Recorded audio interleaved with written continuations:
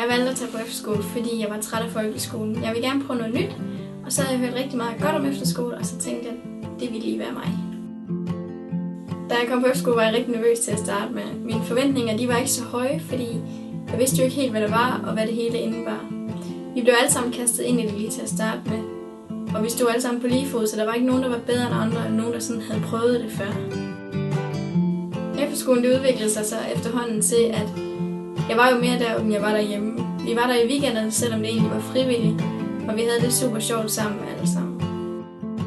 På en efterskole der bliver man mere moden med tiden. Man skal tage ansvar for sig selv og sine kammerater, og man har også forskellige pligter, som man skal leve op til. Der er blandt andet, at man skal gøre ren, og man skal være ordentlig over for sin roomie, og være en god kammerat over for sine venner.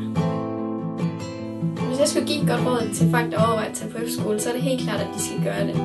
Man udvikler sig rigtig meget, både personligt og fagligt, og man får en masse gode venner, og et godt år, man kan se tilbage på i rigtig lang tid.